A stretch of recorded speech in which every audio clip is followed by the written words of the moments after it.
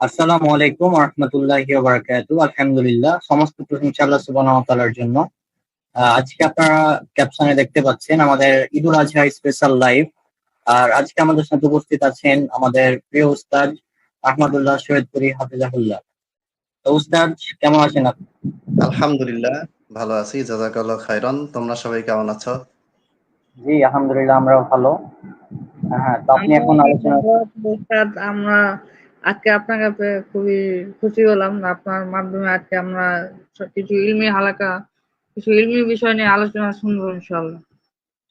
হ্যাঁ, আমি অনেক খুশি যে আসলে এরকম একটা হালাকার ব্যবস্থা হলো এবং সেখানে আমরা সবাই পরস্পরকে সময় দিতে পারতেছি।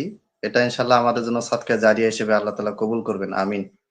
তাহলে আমি আলোচনা শুরু করি নাকি? হ্যাঁ হ্যাঁ, আপনি আলোচনা শুরু করেন। আচ্ছা। আসসালামু আলাইকুম ওয়া রাহমাতুল্লাহি ওয়া বারাকাতুহু। আলহামদুলিল্লাহি ওয়াহদা ওয়াস সালাতু ওয়াস সালামু আলা মান লা নাবিয়্যা বা'দা। দেশ ও বিদেশ থেকে যে সমস্ত দিনী ভাই ও বোন আজকের এই লাইভটি দেখছেন এবং দেখবেন, তাদের সকলকে জানাই আন্তরিক মোবারকবাদ। আমাদের আজকের আলোচনার বিষয় কুরবানির ইতিহাস ও তার মাসলা মাসাইল। প্রথম কথা হচ্ছে যে কুরবানি ইতিহাস সম্পর্কে কোরআনের ২টা সূরা থেকে কিছু আয়াত আমি বলবো। তার মধ্যে সূরা মায়দায় আল্লাহ তাআলা বলেছেন, আউযু বিল্লাহি মিনাশ শাইতানির রাজিম, ওয়াতলু আলাইহিম নাবা আবনাই আদম বিল হক। হে নবী, আপনি তাদেরকে তেলাওয়াত করে শুনিয়ে দিন আদমের ২ সন্তানের কথা। ইয করবা কুরবানা, যখন আদম এর ২ সন্তান কুরবানি করলো। ফাতুকুব্বিলা মিন আহাদিহিমা, তন্মধ্যে একজনের কুরবানি আল্লাহ কবুল করলেন, মানে কবুল করা হলো। ওয়ালাম ইউতাকাব্বাল মিনাল আখর, এবং অপরজনের কুরবানি কবুল করা হলো না। ক্বালা লা আকতুলান্নাক, যার কুরবানি কবুল করা হয়নি সে তখন বলল, যার কুরবানি কবুল করা হয়েছে তাকে বলল, লা আকতুলান্নাকা, আমি অবশ্যই অবশ্যই তোমাকে কি করব, হত্যা করব। ক্বালা ইন্নামা ইয়াতাকাব্বালুল্লাহু মিনাল মুত্তাকিন, যার কুরবানি আল্লাহ কবুল করেছেন আদম আলাইহিস সালামের ২ সন্তানের মধ্য হতে যেই সন্তানের কুরবানি আল্লাহ তাআলা কবুল করেছেন, তিনি বললেন, ইন্নামা ইয়াতাকাব্বালুল্লাহু মিনাল মুত্তাকিন, শুধুমাত্র মুত্তাকিদের কাছ থেকে আল্লাহ তাআলা কুরবানিটা কবুল করেন। আমরা যদি আল বিদায়া নিহায়া, তারিখে তাবারি, তারিখ ইবনে আসাকির, আত-তাবাকাতুল কুবরা ইবনে সাদের লেখা এই সমস্ত গ্রন্থগুলি যদি দেখি, তাহলে সেখানে আমরা পাই আদম আলাইহিস সালামের এই ২ সন্তানের নাম, হত্যাকারী সন্তানের নাম হচ্ছে কাবিল, আর নিহত বা যে যাকে খুন করা হয়েছে, হত্যা করা হয়েছে, তার নাম ছিল হাবিল। নাম যেকোনো একটা হতে পারে, এটা আসলে আমাদের ইম্পর্টেন্ট বিষয় না। আর বাইবেলে এই ঘটনাটা আছে, বাইবেলেও হাবিল কাবিল নামটা সর্বপ্রথম আছে। বাইবেল বলতে এখানে ইসরায়েলি রওয়ায়াত বলতে আমরা যা বুঝি ওটাই মূলত বাইবেল।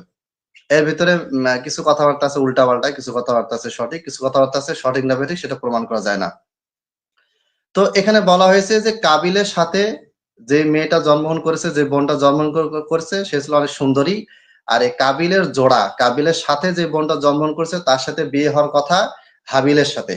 আর হাবিলের সাথে যে মেয়েটা জন্মগ্রহণ করেছে, যে বোনটা জন্মগ্রহণ করেছে, তার চেহারা স্রোত ভালো না, তার সাথে বিয়ে হওয়ার কথা ছিল কাবিলের। এজন্য কাবিল কি হয়ে গেল, এটা মানতে পারলো না, সে হাবিলের সাথে হওয়া বোনকে সে বিয়ে করবে না। এটাকে কেন্দ্র করে হত্যাকাণ্ড ঘটেছিল। এরকম একটা মুখরোচক কাহিনী বাইবেলে বর্ণিত হয়েছে। কিন্তু আমরা কোরআনে যদি দেখি, এটা সম্পূর্ণ মিথ্যা, বানোয়াট। কোরআনে স্পষ্ট বলা হয়েছে, ইজ করবা কুরবানা, যখন উভয় কুরবানি করলো। তাহলে আমরা এখানে দেখতে পাচ্ছি কুরবানির ইতিহাস, যে একেবারে আদম আলাইহিস সালামের সময় থেকে কুরবানি চলে আসতেছে, এবং অন্যান্য ধর্মে, হিন্দু ধর্ম, খ্রিস্টীয় ধর্মেও বিভিন্নভাবে দেবতার উদ্দেশ্যে তারা পশু উৎসর্গ করে, মানুষকেও বলি দেয়। নাউজুবিল্লাহ, মানে এটা ওই কুরবানি মূলত বিভিন্ন ধর্মে বিভিন্ন শব্দে বিভিন্নভাবে এটা করা হয়ে থাকে। তাহলে এটা একটা অতি প্রাচীন প্রথা, আল্লাহ তাআলার পক্ষ থেকে আসা অতি প্রাচীন একটি বিধান। এই বিধানটা অন্যান্য ধর্মেও বিভিন্ন প্রথা হিসেবে চালু আছে। ওই সময়ে আদম আলাইহিস সালামের সময় কিভাবে কুরবানি হতো এই ব্যাপারে কোরআন হাদিসে স্পষ্টভাবে কোনো বর্ণনা পাওয়া যায় না। তবে ঐতিহাসিক গ্রন্থগুলি যদি আমরা দেখি, আল বিদায়া নিহায়া সহ আর বেশ কিছু কিতাব আছে, সেগুলিতে যদি আমরা দেখি তাহলে দেখতে পাই যে সেই সময় শস্য দানা বা বিভিন্ন ফল এগুলি কি করা হতো, চাষাবাদ হওয়ার পরে আল্লাহর উদ্দেশ্যে রাখা হতো। আল্লাহ তাআলা আসমান থেকে আগুন পাঠিয়ে জ্বালিয়ে দিতেন, যদি আপনারটা জ্বালিয়ে দেয় তাহলে আপনারটা কবুল করলেন, আর আমারটা যদি জ্বালিয়ে না দেয়, যদি পড়ে থাকে শস্য মাঠে ময়দানে খেতে, যেখানে আমি শস্যটা রেখেছি আল্লাহর উদ্দেশ্যে, ওইখানে শস্যটা যদি পড়ে থাকে, আগুন যদি এসে জ্বালিয়ে না দেয়, তাহলে বুঝতে হবে যে আমার কুরবানিটা আল্লাহ কবুল করেননি। তো আদম আলাইহিস সালামের দুই সন্তান হাবিল এবং কাবিল, তারা যখন ওই মাঠে আল্লাহর উদ্দেশ্যে শস্য যখন নিবেদন করলো, পেশ করলো, তখন আসমান থেকে আগুন এসে হাবিলের পেশ করা শস্য পুড়িয়ে দেয়, আর কাবিলের পেশ করা শস্য পুড়িয়ে দেয়নি, এটা পড়েছিল। তখন কাবিলের ভিতরে শয়তান ওয়াসওয়াসা ঢুকিয়ে দিল। শয়তানের ভিতরে কি হলো, কাবিলের ভিতরে কি হলো, নিজের ভাইকে হত্যা করার একটা জঘন্য ইচ্ছা জাগ্রত হলো এবং সে তাকে হত্যা করে ফেললো। এই ঘটনাতে অনেকগুলি শিক্ষণীয় বিষয় আছে, যদিও এটা কুরবানি ইতিহাস হিসেবে বললাম। 1 নাম্বার ইতিহাস হচ্ছে যে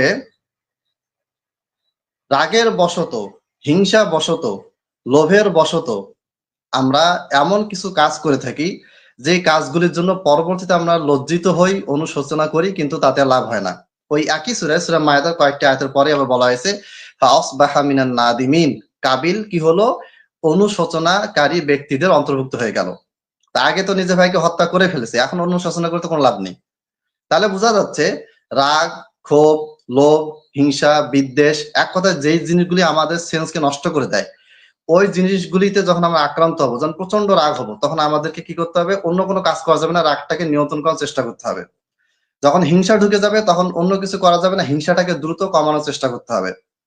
যখন অহংকার আসবে, তখন অহংকারকে দ্রুত কমানোর চেষ্টা করতে হবে। কারণ এগুলি যদি আমাদের ভিতরে থাকে, রাগ, ক্ষোভ, অহংকার, হিংসা, বিদ্বেষ, এগুলি যদি আমাদের ভিতরে থাকে, তাহলে ধীরে ধীরে আমাদের ব্রেনটা কি হয়ে যাবে, অচল হয়ে যাবে, সেন্সলেস হয়ে যাবে, এবং শয়তান আপনাকে আমাকে দিয়ে ওই মুহূর্তে বড় ধরনের একটা ক্ষতি করিয়ে নিবে। পরবর্তীতে আজীবন আপনি আর এই বিষয়ে কি করতে পারবেন না, এটার আর কোনো সমাধান বের করতে পারবেন না। এটা একটা ঘটনা। দ্বিতীয় নম্বর ঘটনা, সেটা হচ্ছে যেটা খুবই ইম্পর্টেন্ট আজকে আলোচনার সাথে রিলেটেড, সেটা হচ্ছে ইন্নামা ইয়াতাকাব্বালুল্লাহু মিনাল মুত্তাকিন, শুধুমাত্র মুত্তাকিদের কাছ থেকে আল্লাহ তাআলা কি করেন, কুরবানি কবুল করেন। কারণ আপনি আমি কুরবানি করতেছি, সবচেয়ে বড় 15 লাখ 20 লাখ টাকার গরু আনলাম, সবাইকে দেখাইলাম, ইউটিউবে ফেসবুকে সাংবাদিকরা আসে হুড়মুড় করতেছে, এরপর পুরা মহল্লায় একেবারে কুরবানির পশু গায়ে একবারে মালা টালা পরিয়ে পুরা মহল্লায় ঘুরে বেড়ালেন, ঘুরিয়ে দেখালেন, আর বললেন যেটা হচ্ছে অমুক বাড়ির হচ্ছে এটা কুরবানি। তো এটা যদি হয়, তাহলে এটা আর মুত্তাকিনদের পরিচয় হবে না, তখন সেটা রিয়া হয়ে যাবে। রিয়া মানে কি, রিয়া মানে হচ্ছে লোক দেখানোর কাজ, যেটাকে ছোট শিরিক বলা হয়েছে। ছোট শিরিক মানে অল্প গুণা না, এটা বড় গুনাই, মানে বড় শিরকের তুলনায় ছোট শিরিক ছোট, কিন্তু সেটা ছোট শিরিকটা আসলে ছোট গুণা নয়। এখানে একটা কথা বলি, অনেকে আমাদের মেয়ের নাম রিয়া রাখি, রিয়া নামটা রাখা যাবে না। তাহলে বোঝা যাচ্ছে যে শুধুমাত্র মুত্তাকিন ব্যক্তি হলেই কেবলমাত্র আল্লাহ কুরবানি কবুল করবেন, না হলে আল্লাহ কুরবানি কবুল করবেন না। আপনি যতই সহি তরিকা একেবারে 100% আহলে হাদিস সালাফি, কোনো আপনার ভিতরে পরিবারে, আপনার ফ্যামিলিতে, আপনার চালচলনে, আপনার চিন্তা ভাবনায় সঠিক মানহাজের অনুসারী আপনি 24টা ঘন্টায় ইবাদত, জিকির, আজকার সবকিছু একেবারে সবচেয়ে সহি হাদিস মেনে চলেন, কিন্তু আপনার কুরবানি নিয়াতটা হয়ে গেল কি, লোক দেখানো, আপনার এই কুরবানিটা টোটালি কি হয়ে যাবে, বাতিল হয়ে যাবে। এরপরে এটা হচ্ছে আদম আলাইহিস সালামের সন্তান হাবিল এবং কাবিলের। এখানে একটা জিনিস মনে রাখতে হবে, সেটা হচ্ছে যে আদম আলাইহিস সালাম আবুল বাশার, সমস্ত সৃষ্টি জগৎ মানুষের পিতা। কিয়ামত পর্যন্ত যত মানুষ আসবে, নবী রাসূল থেকে শুরু করে যত মানুষ এসেছে, আছে এবং আসবে, তাদের মানে পিতা বলা হচ্ছে আদম আলাইহিস সালামকে। সেই আদম আলাইহিস সালামের সন্তান, দুই সন্তান, তার ভিতরে এক সন্তান বিপদে গেল, তার কর্মের কারণে, কিন্তু আদম আলাইহিস সালাম তাকে কিন্তু বাঁচাতে পারেননি, পারবেনও না। তাহলে বোঝা যাচ্ছে যে আপনি আমি যত বড়ই চৌধুরীর সন্তান হই না কেন, এমপির সন্তান হই না কেন, একেবারে গোটা বিশ্বের সবচেয়ে বড় শক্তিশালী ক্ষমতাধর ধনী ব্যক্তির সন্তান হই না কেন, আপনার আমার নিজস্ব আমল ছাড়া কেউ আপনাকে আমাকে বাঁচাতে পারবে না। নূহ আলাইহিস সালামের সন্তানকে নূহ আলাইহিস সালাম বাঁচাতে পারেন নাই। যখনই নূহ আলাইহিস সালাম আল্লাহর কাছে দোয়া করেছিলেন, তখন আল্লাহ তাআলা বলেছেন, ইয়া নূহ ইন্নাহু লাইসা মিন আহলিক, হে নূহ, তোমার সন্তান তোমার পরিবারের অন্তর্ভুক্ত নয়। ডাইরেক্ট আল্লাহ তাআলা বলে দিয়েছেন। কেন? তার সন্তান এমন কিছু কাজ করেছে যেই কাজের কারণে তোমার থেকে সে মুসলমান, ইসলাম থেকে বের হয়ে কাফের হয়ে গিয়েছে। তাহলে এটা একটা গুরুত্বপূর্ণ বিষয়। এটা আমাদেরকে সবসময় মাথায় রাখতে হবে যে আপনার আমার আমলই আপনাকে আমাকে জান্নাতে নিয়ে যাবে অথবা জাহান্নামে নিয়ে যাবে। এখানে অন্য কোনো ব্যক্তির হস্তক্ষেপ সম্ভাবনা নাও থাকতে পারে। আচ্ছা, এরপরে আসি দ্বিতীয় নাম্বার ইতিহাস, যেটা সূরা সফফাতে বলা হয়েছে। ইব্রাহিম আলাইহিস সালামের দুই সন্তান, দুই সন্তানের ভিতরে বড় সন্তান হচ্ছে ইব্রাহিম, ইসমাইল, আর ছোট সন্তান হচ্ছে ইসহাক। অর্থাৎ ইব্রাহিম আলাইহিস সালামের দুই স্ত্রীর ভিতরে ছোট স্ত্রীর গর্ভে প্রথম সন্তান জন্মান, তিনি হচ্ছেন ইসমাইল। যার নাম ছিল হাজেরা। আর দ্বিতীয় সন্তান ইসহাক জন্মগ্রহণ করেন প্রথম স্ত্রীর গর্ভে, যার নাম ছিল সারা আলাইহিম আসসালাম। এই দুইজনকে নিয়ে বাইবেলে অনেক মিথ্যা কথা বলা আছে। তো বাইবেলে যে মিথ্যা কথাগুলি বলা আছে তার মধ্যে একটা হচ্ছে যে যখন হাজেরাকে নিয়ে ইব্রাহিম বাসায় আসলেন, তখন সারা আলাইহাসালামের হিংসা হলো, বিদ্বেষ হলো, তিনি হাজেরার উপর অনেক অত্যাচার নির্যাতন করতে লাগলেন। এক পর্যায়ে হাজেরা বাড়ি ছেড়ে পালিয়ে গেলেন। নাউজুবিল্লাহ, এগুলো মিথ্যা কথা। এখানে নবী ইব্রাহিমকে তারা ছোট করেছে, এবং এটা ওল্ড টেস্টামেন্টের পর্যায়ে জেনেসিসে পাওয়া যাবে। আপনারা এটা বাংলা বাইবেল পাওয়া যায়, দেখলেই পাবেন। এগুলো মিথ্যাচার, নবীদের চরিত্রে কলঙ্কলিপন করেছে তারা। এখন এই ইব্রাহিম আলাইহিস সালামের এই যে সন্তান ইসমাইল, যিনি ইসহাকের চাইতে বড়, 13 বা 14 বছরের বড়, বাইবেলে বলা আছে যে ইসহাককে জবাই করা হয়েছে, এটাও ভুল কথাবার্তা। এটা বলার পিছনে তাদের একটা কারণ আছে। খ্রিস্টান মিশনারিরা এটাকে প্রচার করে, কারণ তারা চায় না যে ইসমাইলের বংশ থেকে তো মোহাম্মদ সাল্লাল্লাহু আলাইহি ওয়াসাল্লাম এসেছেন, এজন্য ইসমাইলকে তারা জাবিহুল্লাহ এটা প্রমাণ করতে চায় না।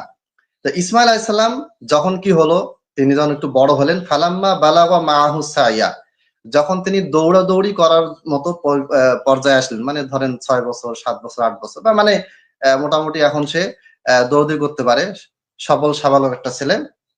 ফালাম্মা বালাগা মাআহু সাইয়া ক্বালা ইন্নী আরা ফিল মানাম, তখন ইব্রাহিম তার ছেলে ইসমাইলকে বলছেন, ইন্নী আরা, আমি দেখলাম, ফিল মানামি, স্বপ্নে, আন্নী আযবাহুকা ফানজুর মাযা তারা, হে আমার ছেলে, আন্নী আযবাহুক, আমি তোমাকে জবাই করতেছি, ফানজুর মাযা তারা, তোমার অভিমত কি, তোমার মতামত কি।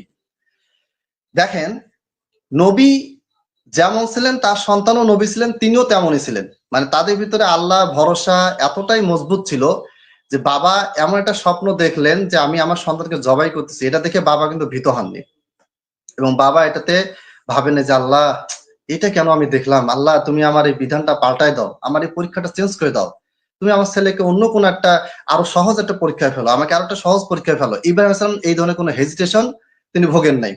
তিনি স্বপ্নে দেখেছেন, ডাইরেক্ট ছেলেকে বললেন, ইন্নী আরা ফিল মানামি আন্নী আযবাহুকা ফানজুর মাযা তারা। এখন বাবা তো এই কথা বললেন, তিনি স্বপ্ন দেখেছেন, নবীদের স্বপ্ন ওহী হয়ে থাকে। এইটা ইব্রাহিম আলাইহিস সালাম দেখার পরে তার সন্তানকে বললেন।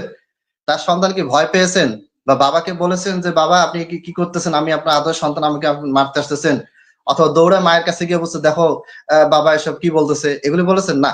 ইসমাইল আলাইহিস সালাম, সে ছোট বাচ্চা, বলতেছেন, ইয়া আবাতি, হে আমার সম্মানিত বাবা, ইফআল মা তু'মার, আপনি সেটাই করুন যেটা আপনাকে আদেশ করা হয়েছে। সাতাজিদুনি, আপনি অবশ্যই আমাকে পাবেন, ইনশাআল্লাহু, ইনশাআল্লাহ, আল্লাহ যদি চান, মিনাস সাবিরিন, ধৈর্যশীল বান্দাদের মধ্যে আপনি আমাকে দেখতে পাবেন। তাহলে এখানে একটা ধৈর্য শিক্ষা আছে, আবার কঠিন পরিস্থিতিতে নিজের মাথা ঠান্ডা রেখে আল্লাহকে ভরসা করার শিক্ষা ওখানে দেওয়া আছে। এই আয়াতগুলিতে প্রচুর পরিমাণে শিক্ষা আছে। আমরা ওইগুলো বিস্তারিত আজকে যাব না, যেহেতু আজকে কুরবানির সামনে কাল পরশুদিন ঈদ আছে, এজন্য ওদিকে যাব না। তাহলে এখান থেকে কি হলো, এই যে আয়াতগুলো সূরা সফফাতে এই আয়াতগুলি বলা হয়েছে, এইখানে বলা হয়েছে যে ইব্রাহিম আলাইহিস সালাম তার সন্তানকে বললেন, তার সন্তান মেনে নিলেন। এরপরে ফালাম্মা আসলামা ওয়াতাল্লাহু লিল জাবিন, যখন বাবা এবং ছেলে উভয় একমত হলেন যে না, এখন আমাদের জবাই কার্য শুরু করতে হবে, ওয়াতাল্লাহু লিল জাবিন, তখন ইব্রাহিম আলাইহিস সালাম তার সন্তান ইসমাইলকে উপর করে শোয়ালেন। শোয়ানোর পরে কি হলো, যখন ছুরি চালাতে যাবে সেই সময় আল্লাহ তাআলা কি করলেন, ওয়ানাদাইনাহু আইয়া ইব্রাহিম, আল্লাহ তাআলা জিবরাইল মারফত, কেউ কেউ বলেছেন জিবরাইল মারফত, কেউ কেউ বলেছেন সরাসরি, যাই হোক যেটা হোক, কোরআনে এটা বলা হয়নি কার মারফতে, শুধু বলা হয়েছে ওয়ানাদাইনাহু, আমি তখন তাকে ডাকলাম, আইয়া ইব্রাহিম, হে ইব্রাহিম, কদ সাদ্দাকতা রুইয়া, তুমি তোমার স্বপ্নকে বাস্তবায়ন করেছো, তোমাকে আর জবাই করতে হবে না, তোমার এতটুকুই যথেষ্ট, তোমার স্বপ্নকে তুমি বাস্তবায়ন করে ফেলেছো। এরপরে আল্লাহ তাআলা কি করলেন, ওয়াফাদাইনাহু বিযিবহিন আযীম, একটা মহান কুরবানি পাঠিয়ে দিলেন। কুরবানি সব দুম্বার কথা বলা আছে, দুম্বা, ছাগল, ভেড়া, যাই হোক একটা পশুকে আল্লাহ তাআলা পাঠালেন, এবং সেইটাকে জবাই করা হলো। এইখান থেকে পশু কুরবানি, পশু জবাইয়ের রীতি চালু হয়েছে। এবং অন্যান্য ধর্ম যারা আছে, কেউ কেউ বলেছেন, বিভিন্ন গবেষকরা বলেছেন যে এইভাবে করে ইব্রাহিম আলাইহিস সালাম থেকেই কিন্তু বিভিন্ন রকমের, বিভিন্ন ধর্মে বিভিন্ন ভাবে পশু বলি দেওয়া, পশু দেবতার উদ্দেশ্যে জবাই করার সুন্নতটা চলে এসেছে।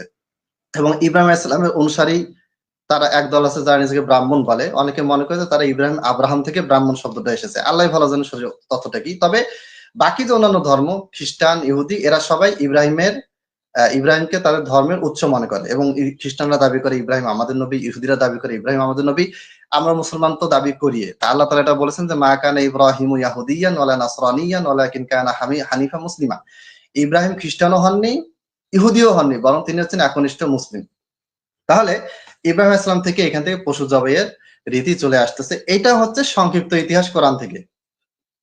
এর বাইরে আরো ইতিহাস বক্তব্য আমরা তাফসিরে পাই, এরপরে হাদিসের গ্রন্থগুলিতে পাই। এটা হচ্ছে আমাদের শিরোনামে অন্তর্ভুক্ত প্রথম অংশ, যে কুরবানির ইতিহাস। কুরবানির ইতিহাস আমরা বিভিন্ন কিতাবে বিভিন্ন রকমের বক্তব্য পাই, এবং বক্তারা তো বলার সময় আরো বলে ফেলে।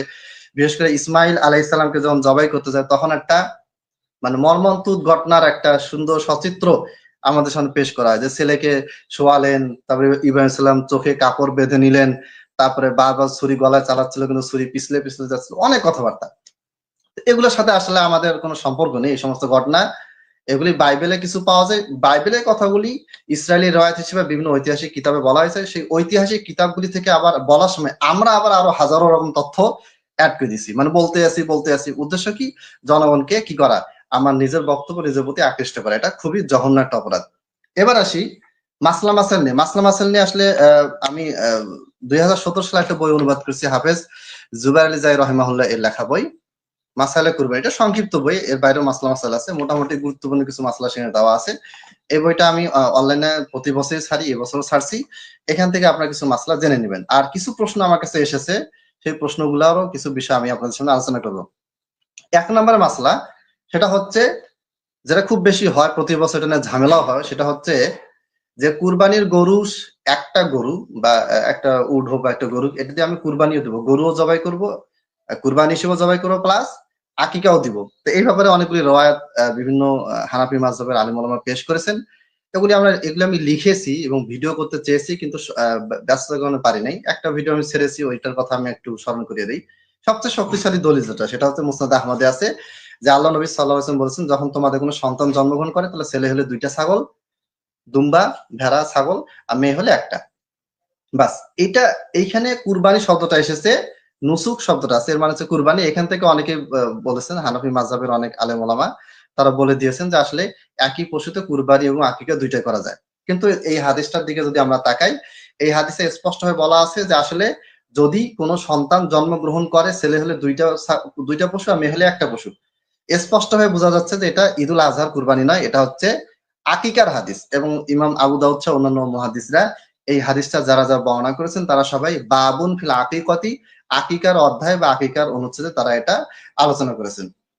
তাহলে 1 নম্বর মাসালা হচ্ছে যে কুরবানি, আপনি গরু কুরবানি করবেন বা ছাগল কুরবানি করেন, যেটাই করেন না কেন, উট কুরবানি করেন, যেটাই করেন না কেন, এই কুরবানিতে আপনি অবশ্যই আকিকাকে অন্তর্ভুক্ত করবেন না। আকিকা আলাদা ইবাদত, কুরবানি আলাদা ইবাদত। এখন আপনি যদি বলেন যে আমি 8 রাকাত নামাজ পড়বো একসাথে, জোহর 4, আসর 4 একসাথে পড়বো, জোহর এবং আসর দুইটা হয়ে যাবে, তাহলে এটা হবে না, কারণ এইভাবে করে আমল করার দলিল কোরআন হাদিসে পাওয়া যায় না। 2 নম্বর মাসালা, যে কুরবানি দাতা সহি আকীদার, কিন্তু দেখা গেল যে কুরবানিতে ভাগ হয়ে গিয়েছে, 5 ভাগ 7 ভাগ বা ভাগ হয়েছে আর কি। এখন একজন হয়ে গেল আহলে হাদিস, একজন দেওবন্দি, একজন ব্রেলভি, আবার একজন হলো জামাতি, আবার এর মাঝখানে আবার হিজবুত তাওহীদ ঢুকে গেছে, আবার হিজবুত তাহরীর ঢুকে গেছে, নানান কাহিনী। ধরেন মুসলমানদের ভিতরে অন্তর্ভুক্ত এরকম অনেকগুলি দল, তারা কি হয়েছে এখানে।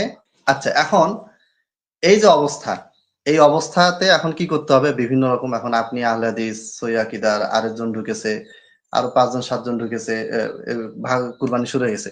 এই ক্ষেত্রে আপনার কুরবানিটা হবে কিনা, যদি স্পষ্ট বেদাতি হয়, কুফরি আকীদা থাকে, তাহলে ওই ক্ষেত্রে তার কি হবে, তার অংশটা নিয়ে তার প্রবলেম থাকতে পারে, ঠিক আছে, সেটা নাও হতে পারে, তার আকীদা ঠিক না থাকার কারণে, তার নিয়ত ঠিক না থাকার কারণে কি হতে পারে। এখন সহি আকীদা সম্পন্ন যদি কেউ থাকে, আর তার সাথে যে বেদাতিও যে ঢুকে যায়, প্রথম কথা হচ্ছে যে এটা আপনি অ্যাভয়েড করার চেষ্টা করবেন। যদি কোনো কারণে অ্যাভয়েড করতে না পারেন, দেখা গেলো যে আপনি চাচ্ছেন যে দাওয়াতি তাদের সাথে মিশি, তাদেরকে আমি দাওয়াত দেই, মিশা বলতে তাদের মতো হয়ে যাওয়া না, হয়তো তারা আপনার কাছে বলেছে যে কুরবানি দেই, আপনিও ভাবলেন যে হ্যাঁ আমার সাথে কুরবানি দেও, আর আমি কিভাবে কুরবানি দিচ্ছি, কিভাবে কি করতেছি, ওই কুরবানির সময়টুকু তো যেন আমি একটু সহি আকীদার দাওয়াত তাদেরকে দিতে পারি, এইরকম নিয়াতে যদি আপনি তাদেরকে অংশগ্রহণ করতে দেন, তাহলে এটা আলহামদুলিল্লাহ ইনশাল্লাহ তাদের একটা পরিবর্তনের সহযোগী হবে।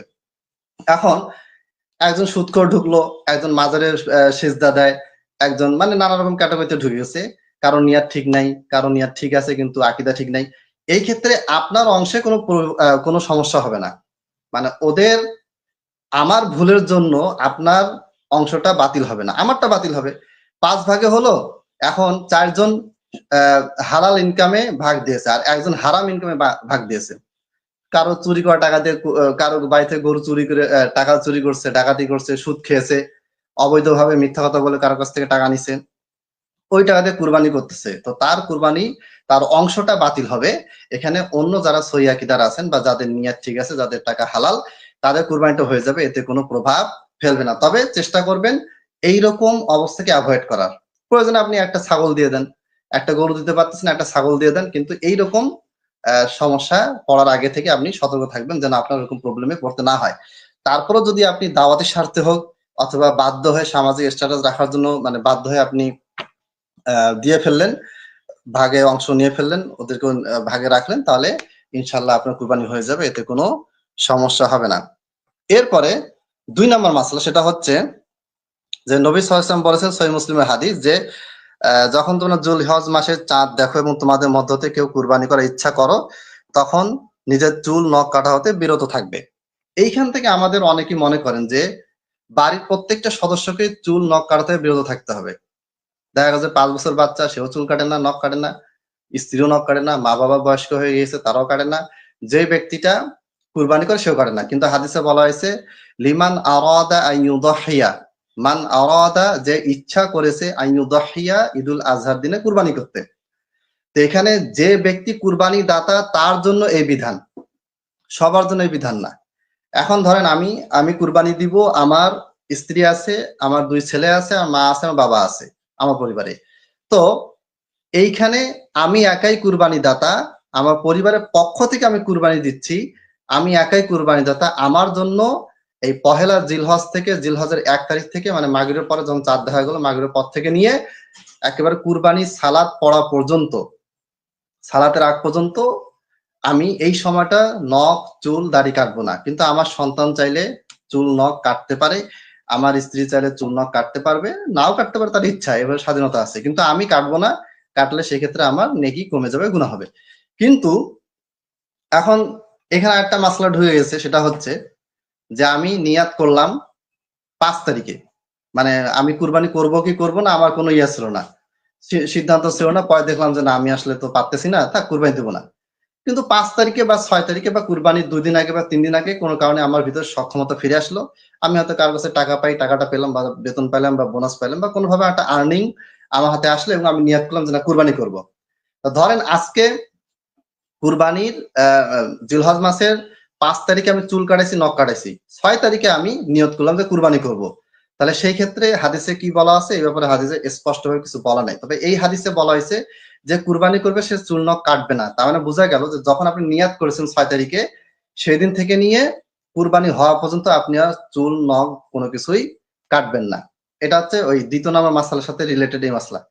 এই মাসলার সাথে আরেকটা বিষয় রিলেটেড, সেটা হচ্ছে যে ধরেন আমি কুরবানি করব, নিয়াত করছি, সবকিছু রেডি, 9 তারিখে বা 8 তারিখে বা সালাতের 1 ঘন্টা 2 ঘন্টা আগে আমার গরু চুরি হয়ে গেল, খাসি ছাগল চুরি হয়ে গেল, বা কোনো কারণে মারা গেল, বা কোনো কারণে সেটা কুরবানির অনুপযুক্ত হিসেবে প্রমাণিত হলো। তাহলে এখন কি আমি চুল নখ কাটবো নাকি আমি রেখে দিব? এটার ব্যাপারে তাবির বক্তব্য পাওয়া যায়, এগুলো রেফারেন্স দলিল আমার বইটাতে দেওয়া আছে, যে আমি সেই ক্ষেত্রে কি করব, চুল নখ কাটবো না। যেহেতু আমি কুরবানি নিয়ত করেছি, কুরবানিও কিনে ফেলেছি, কিন্তু দুর্ঘটনাবশত এটা আমার হাতছাড়া হয়ে গেছে, কুরবানি দিতে পারি নাই, ওই ক্ষেত্রে আমি চুল নখ না কেটে একবারে সালাত করবো, তারপরে কাটবো।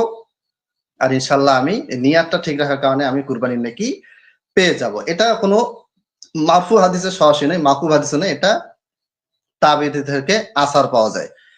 আরেকটা বিষয় হচ্ছে, সেটা হচ্ছে যে আমি কুরবানি নিলাম, নেওয়ার পরে কুরবানিটা যদি ইয়া হয়ে যায়, কোনো অসুস্থ হয়ে যায়, কোনো সমস্যা হয়ে যায়, হওয়ার পরে দেখা গেল যে আমি করলাম কি, কুরবানিটাকে কি করলাম, এটা বিক্রি করে দিলাম বা জবাই করলাম আগেই, এবং আমি চুল নখ কেটে ফেললাম। কেনার পরে আবার মনে হলো যে না, আমি আবার একটা পশু কিনবো, কিনে আমি আবার কি করলাম, নতুন করে নিয়াত করলাম কুরবানির জন্য, এবং আমি কুরবানির পশু কিনে ফেললাম। তাহলে ওইটারও ওই একই বিধান, অর্থাৎ আপনি যখনই নিয়াত করলেন তখনই আপনি তখন থেকে নিয়ে কুরবানি ঈদের দিন ঈদুল আজহার সালাতের আগ পর্যন্ত আপনি আর চূর্ণ কাটবেন না। সেটা 1 তারিখে হোক, 5 তারিখে হোক, 10 তারিখে হোক, সরি 8 তারিখে হোক, 7 তারিখে হোক বা 9 তারিখে হোক না কেন, কোনো অসুবিধা নেই।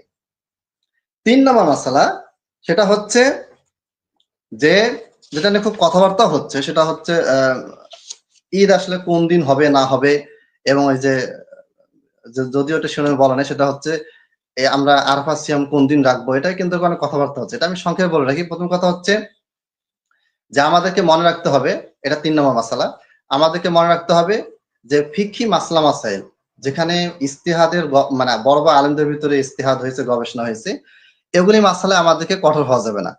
আপনি 8 তারিখে সৌদির সাথে রাখেন, যদি ভালো মনে হয় ইনশাল্লাহ রাখবেন, যদি গ্রহণযোগ্য মনে হয় 9 তারিখে 9 তারিখে রাখবেন। যেন আমার কাছে নিজ সময় এলাকার সময় হিসেবে 9 তারিখটা আমার কাছে বেশি গ্রহণযোগ্য মনে হয়েছে। কিন্তু আমি ফেসবুকে অনলাইন দেখতে পাচ্ছি, যেটা তোমরাও দেখছো, আরো অনেকে দেখছো, সেটা হচ্ছে যে এক পক্ষ অনেক সময় আরেক পক্ষকে তার মতের এই না মিলার কারণে ডাইরেক্ট বলে যাচ্ছে যে সে জাহেল হয়ে গিয়েছে, জাহালতপূর্ণ কথাবার্তা বলতেছে এবং সে পথভ্রষ্ট হয়ে গিয়েছে। এইরকম কথা কখনোই বলা যাবে না। এবং পূর্বের আহলে সুন্নাত ওয়াল জামাতের বড় বড় ইমামদের ভিতরে দেখা যাচ্ছে আকীদা নিয়েও বিভেদ হয়েছে, মতভেদ হয়েছে। সেই আকীদা নিয়ে মতভেদ করার সময় তারা এরকম ভাষা আসলে ব্যবহার করেন নাই, করতেন না। তো আমাদেরকে এই বিষয়ে সজাগ থাকতে হবে। আরাফাত সিয়াম যারা আজকে রেখেছেন আলহামদুলিল্লাহ, আমরা চাই তাদের তাও কবুল হোক, এবং আমরা যারা আগামীকাল রাখবো, যারা 9 তারিখের সাথে রিলেটেড মনে করি, বা 9 তারিখ হলেই সেটা হচ্ছে সিয়াম রাখার বিধান আমাদের প্রযোজ্য হবে, এটা বিশ্বাস করি, তারা আগামীকাল রাখবেন ইনশাল্লাহ, তাদেরটা আল্লাহ তাআলা কবুল করবেন। কিন্তু এখানে একটা মাঝখানে একটা মতামত ঢুকে গেছে, সেটা হচ্ছে যে আমি 8 তারিখেও রাখবো, 9 তারিখেও রাখবো, আল্লাহ যেটা মন চায় সেটা কবুল করবে। এইটার ভাই কোনো ভিত্তি কোনোভাবেই নাই, ইস্তেহাদি ভিত্তিও নাই।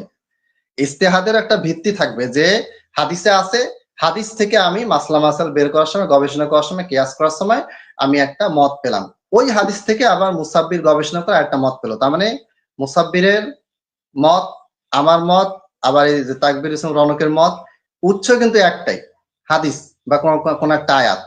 এখানে উৎস আছে, উৎসকে কেন্দ্র করে যে বাকি যে শাখা প্রশাখা বের হচ্ছে, এটা হচ্ছে ইস্তেহাদি মত।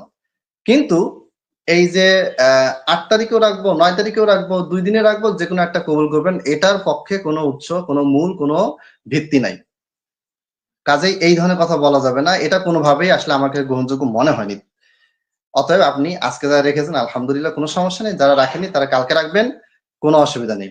এখন একটা প্রশ্ন আমার এই বিষয়ে আমার একটা ভিডিও আছে, ওখানে একজন প্রশ্ন করেছেন, যে সেটা বলেছেন যে আপনি 9 তারিখে নবী সিয়াম রাখতেনটা বলেছেন, কিন্তু অনুবাদটা হবে 1 থেকে 9 তারিখ পর্যন্ত রাখতেন।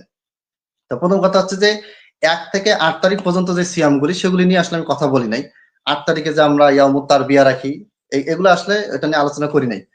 তো এখানে যেটা মূল বিষয় সেটা হচ্ছে 1 থেকে 9 তারিখ পর্যন্ত নবী সাল্লাল্লাহু আলাইহি ওয়াসাল্লাম সিয়াম রাখতেন, এটা বললেও 9 তারিখেই আরাফাত সিয়াম হয়। আবার শুধু 9 তারিখে তিনি রেখেছেন বললেও কিন্তু ওইটাই হয়, হিসেবে একই, কোনো পার্থক্য নাই।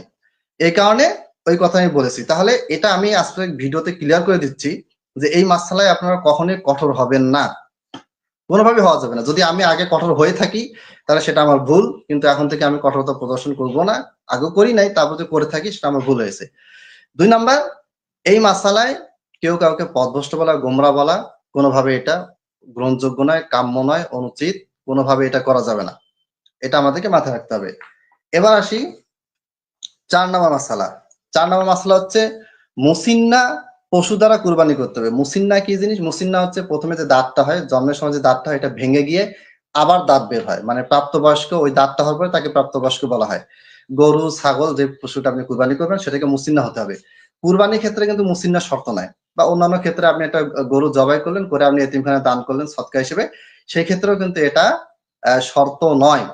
এখানে শুধুমাত্র কুরবানির ক্ষেত্রে শর্তটা দেওয়া হয়েছে। এটাও প্রমাণ করে যে কুরবানি এবং আকিকা একই পশু তো হবে না, কারণ হলে কিন্তু আকিকার ক্ষেত্রে ওই শর্তটা দেওয়া হতো, কিন্তু বাস্তবে সেটা দেওয়া হয়নি। তাহলে মুসিন্না দাঁত বিশিষ্ট পশু কুরবানি করতে হবে।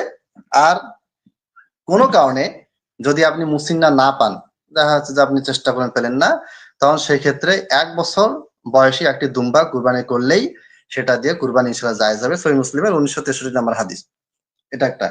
5 নম্বর মাসালা, এক ভাই বলেছেন যে যদি আমি নিয়াত করি যে আমি আকিকার নিয়াত করব না, আমি জাস্ট কুরবানি করব, একই সাথে আমি কুরবানি দাতা সরি, আমি কুরবানি দিব, কিন্তু কুরবানিটা হবে আমার বাবার পক্ষ থেকে, মানে মৃত ব্যক্তির পক্ষ থেকে, বাবার পক্ষ থেকে, মায়ের পক্ষ থেকে বা দাদার পক্ষ থেকে। সেই ক্ষেত্রে কুরবানিটা হবে কিনা, এটা হচ্ছে যে বাবার পক্ষ থেকে বা মায়ের পক্ষ থেকে কুরবানি দেওয়ার যে হাদিসটা, এটা আসলে সহি না। আর সহি মুসলিম থেকে একটা হাদিস পেশ করে অনেকে বলে, কিন্তু ওই হাদিস আসলে মৃত ব্যক্তির পক্ষ থেকে দেওয়ার কথা না। এটা নবী সাল্লাল্লাহু আলাইহি ওয়াসাল্লাম তার উম্মতের পক্ষ থেকে বলেছেন, এটা হচ্ছে তার জন্য খাস। তিনি তার উম্মতের পক্ষ থেকে বলেছেন, তিনি কিন্তু জীবিত বা মৃত কিছু উল্লেখ করেন নাই। আমভাবে যদি আমি ধরি, তাহলে আমভাবে ধরলে কিন্তু ইহুদি খ্রিস্টানও আসবে, কারণ ইহুদি খ্রিস্টান তারাও তো নবীর উম্মত। মুহাম্মদ সাল্লাল্লাহু আলাইহি ওয়াসাল্লামের উম্মত দুই ভাগে বিভক্ত, উম্মতে দাওয়া, উম্মতে ইজাবা। উম্মতে দাওয়া আছে কাফের মুশরিকরা, যাদেরকে নবী সাল্লাল্লাহু আলাইহি ওয়াসাল্লাম দাওয়াত পৌঁছেছেন, দিয়েছেন, মানে তাদের সামনে ইসলামটা এখনো আছে, দাওয়াত আছে, কোরআন আছে, হাদিস আছে, কিন্তু তারা এটা কবুল করে নাই। আর আমরা আলহামদুলিল্লাহ, আমরা হচ্ছে নবী সাল্লাল্লাহু আলাইহি ওয়াসাল্লামের উম্মতে ইজাবা, মানে আমরা এটা কবুল করেছি। এই উম্মত হচ্ছে দুই প্রকার। এখন আপনি যদি এই হাদিস থেকে দলিল নেন, সহিহ মুসলিমের হাদিস, বুখারীতেও আছে সম্ভবত, সহিহ হাদিস, এটা নিয়ে কোনো দ্বন্দ্ব নেই। এটা দিয়ে যদি আপনি মৃত ব্যক্তির পক্ষ থেকে কুরবানি করাটা যদি জায়েজ মনে করেন, তাহলে আপনাকে কি করতে হবে, ওই কাফের মুশরিক এরাও কুরবানি করতে পারবে এরকম দলিল দেওয়া যাবে, মানে ওরাও ঈদুল আজহার দিনে কুরবানি করতে পারবে এরকম একটা দলিল আসতেছে। কারণ উম্মত বলেছেন, আর উম্মত থেকে আপনি দলিল নিয়েছেন যে নবী সাল্লাল্লাহু আলাইহি ওয়াসাল্লাম উম্মতের পক্ষ থেকে কুরবানি দিয়েছেন, তার মানে মৃত ব্যক্তিও আছে উম্মতে, জীবিত ব্যক্তিও আছে উম্মতে। তাহলে উম্মতের ভিতরে মৃত ব্যক্তি থাকলে আমার বাবা উম্মত নবীর, তিনি মৃত, তাহলে কুরবানি করা যাবে। এই দলিলটা যদি আপনি নেন, তাহলে এর বিপক্ষে কাফের মুশরিকদেরও এখানে অংশগ্রহণের সুযোগ আসতেছে। তখন আপনি এভাবে নিলে সমস্যা হয়ে যাবে। আসলে এটা উদ্দেশ্য সেটা না, উদ্দেশ্য হচ্ছে নবী সাল্লাল্লাহু আলাইহি ওয়াসাল্লাম দিয়েছেন, এটা তার জন্য খাস, তিনি তার উম্মতের পক্ষ থেকে দিয়েছেন। সাহাবীরা কখনোই উম্মতের পক্ষ থেকে বা পরবর্তীতে যারা আসবে তাদের পক্ষ থেকে এরকম কোনো কথা তারা বলেন নাই। আবু বকর রাদিয়াল্লাহু আনহু কখনো বলেন নাই, বা অন্যান্য সাহাবীরাও বলেন নাই। তাহলে বোঝা যাচ্ছে এটা তার জন্যই খাস, যেহেতু তিনি নবী ছিলেন, তার জন্য অনেক কিছু খাস ছিল, এটা আমাদের জন্য খাস নয়, বা আমাদের জন্য এইভাবে আমরা নিতে পারবো না। হ্যাঁ, যদি তিনি এটা অনুমতি দিয়ে থাকেন তখনই আমরা পারবো। 4টার বেশি বিবাহ, এটা আমাদের জন্য খাস, হারাম নিষিদ্ধ, কিন্তু তার জন্য এটা জায়েজ ছিল, এরকম বিষয়। তাহলে বোঝা গেল যে অভিভাবকের মৃত ব্যক্তির পক্ষ থেকে যদি কুরবানি দেন, এটা কুরবানি হিসেবে কবুল হবে না। সেক্ষেত্রে আপনার কুরবানিটা, যেটা আপনি যদি নিজেও দাতা হন, যে না আমি কুরবানিটাকে 2 ভাগ করলাম, 1 ভাগ আমার বাবার পক্ষ থেকে, 1 ভাগ আমার পক্ষ থেকে, তাহলে আপনার পক্ষ থেকে যেটা, এটা কুরবানি হিসেবে কবুল হবে। আপনার বাবার পক্ষ থেকে, মৃত বাবার পক্ষ থেকে যে অংশটা আপনি কুরবানি করলেন, এটা কুরবানি হিসেবে কবুল হবে না। সাধারণ জবাই হিসেবে আপনার বাবার পক্ষ থেকে এটা কি হবে, গ্রহণযোগ্য হবে। তাহলে কি করা যায়, এই ক্ষেত্রে একটা উপায় হচ্ছে, আপনি আপনার বাবার পক্ষ থেকে দান সদকা হিসেবে কুরবানি করতে পারেন। যদি পুরো গরুটাই যদি আপনি আমার বাবার পক্ষ থেকে দান করেন, সদকা করেন, তাহলে এটা আপনি দান করে দেবেন, গরিবরা খাবে, আপনি খাবেন না। আর যদি আপনি ভাগ দেন, যে 1 ভাগ আমার পক্ষ থেকে, আরেক ভাগ আমার বাবার পক্ষ থেকে সদকা হিসেবে, ঠিক আছে, এইটার ব্যাপারে মতভেদ আছে, এই ব্যাপারে সরাসরি হাদিস পাওয়া যায় না। তবে উত্তর হচ্ছে যে আপনার ভাগটা, আপনার অংশটা, এটা কুরবানি হিসেবে কবুল হবে। আর উনার পক্ষ, বাবার পক্ষ থেকে যেটা আপনি সদকা হিসেবে দিন, সেটা সাধারণ সদকা হিসেবে গণ্য হবে, এটাকে আপনি দান করে দিতে পারবেন, কোনো সমস্যা নেই। তাহলে এটা একটা মাসলা। প্রতিবারে কুরবানির সময় এই মাসলাগুলি আমাদের সামনে আসে বারবার, একই জিনিস, এগুলো আমরা আলোচনা করেছি। এরপরে 6 নম্বর মাসলা হচ্ছে কোন ধরনের পশু কুরবানি করা যাবে না। হাদিসে বলা হয়েছে যে আবু দাউদ 2802 নম্বর হাদিস, আর বিভিন্ন কিতাবে আছে যে স্পষ্ট কানা, স্পষ্ট অসুস্থ, স্পষ্ট ল্যাংড়া, স্পষ্ট দুর্বল হাড্ডিসার পশু দিয়ে কুরবানি হবে না। এমন কুরবানি মুসাব্বির নিয়ে আসছে যে কুরবানি কানা, দেখতেই পায় না, অথবা এমন অসুস্থ যে চলতেই পারে না, তারপরে অসুস্থ বলতে বড় ধরনের ঘাটা হয়েছে, তারপরে ল্যাংড়া হয়ে গেছে, তারপরে এমন দুর্বল যে পশুটার কোনো অসুখ নেই, রোগ নাই, ল্যাংড়াও না, কানাও না, কিন্তু খুবই দুর্বল, হাড্ডিসার, একেবারে জিরজে হাড়, শীর্ণ জীর্ণ বডি। এই ক্ষেত্রে এই ধরনের পশুতে কুরবানি করা যাবে না। আপনাকে কি করতে হবে, সুস্থ সবল কুরবানি নিয়ে আসতে হবে। এখন সুস্থ কুরবানি নিয়ে আসছেন, আনার পরে গাড়ি থেকে নামার সময় গরু লাফ দিচ্ছে, লাফ দিতে গিয়ে ক্ষত হয়ে গেছে, পায়ে ক্ষত হয়েছে, বা শিং দিয়ে নতুন জায়গায় আসছে, আপনাকে ঢিস মারতে গিয়ে ওয়ালে লেগে গেল, শিং ভেঙে গেল, বা স্পট পড়ে গেল, সেই ক্ষেত্রে কুরবানি হবে কিনা, অবশ্যই কুরবানি হবে। অর্থাৎ আপনি সুস্থটা নিয়ে এসেছেন, আনার পর যে কোনো খুঁত ধরা পড়ার পরে সেই ক্ষেত্রে এটা কুরবানি হয়ে যাবে। কিন্তু কুরবানি নেওয়ার সময় আপনাকে খুব ভালো করে কি করতে হবে, এই জিনিসটা খেয়াল রাখতে হবে। 7 নম্বর মাসালা, যদি কোনো মহিলা কুরবানি করে তাহলে কুরবানি হবে কিনা, অবশ্যই কুরবানি হবে। কারণ নবী সাল্লাল্লাহু আলাইহি ওয়াসাল্লাম কুরবানি করার ক্ষেত্রে পুরুষই জবাই করবে, মহিলারা করবে না, এইরকম কোন শর্ত আল্লাহ নবী সাল্লাল্লাহু আলাইহি ওয়াসাল্লাম দেন নাই। 8 নম্বর মাসলা হচ্ছে, আপনি যদি ওই, আমি সংক্ষেপে বলতেছি, অনেক দেরি হয়ে যাচ্ছে।